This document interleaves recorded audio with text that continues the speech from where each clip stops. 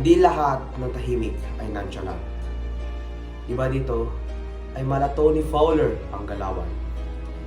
May isang lalaki mula sa Black Sea ang nagsasabi na siya raw ay tahimik lamang sa umpisa.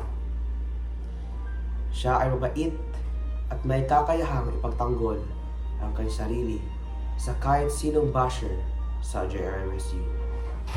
Walang hiya ang tao na ito, kakayaning gawin lahat kahit paano mangyari.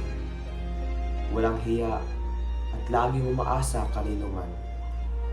At di natin malarawan na idikit ang salitang makadiyos, makakalikasan, makatao at makabansa sa Kanya. Samahan niyo akong ipakilala sa inyo ang isang lalaki na nangangalang John Raven R. Sumalpo. Isang mag-aaral na nangangalang John Raven R. Sumalpo, 17 taong gulang na nag-aaral sa JRMSU.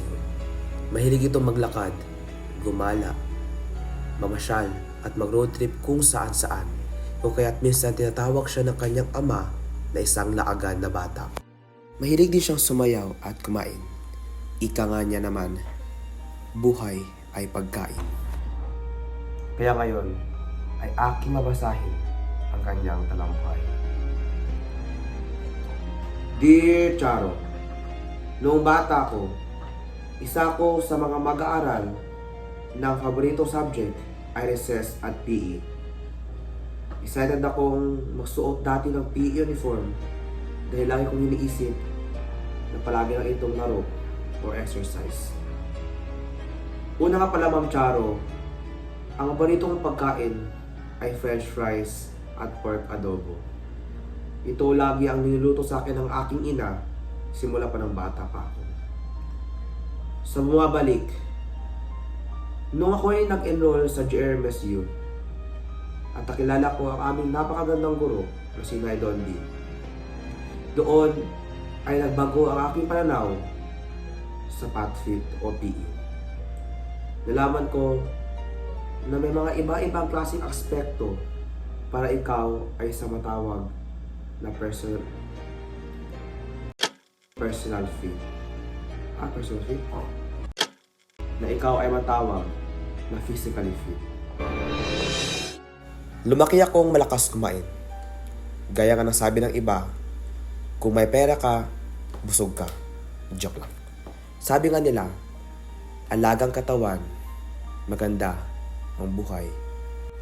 Ay mali po pala. Masiglang katawan, masarap ang buhay. Sorry.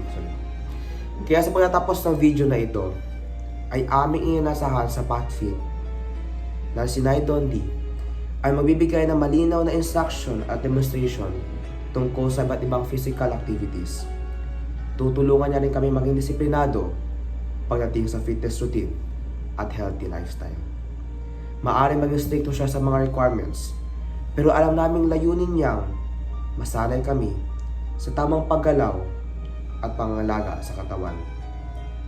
Mag-expect din kami sa kanya ng physical fitness test, performance task, at written outputs para masukat ang aming progress. Muli, ako si John Raven R. Sumalpo mula sa Black Sea. Nagmamahal, Charo. Ay, sakto ba?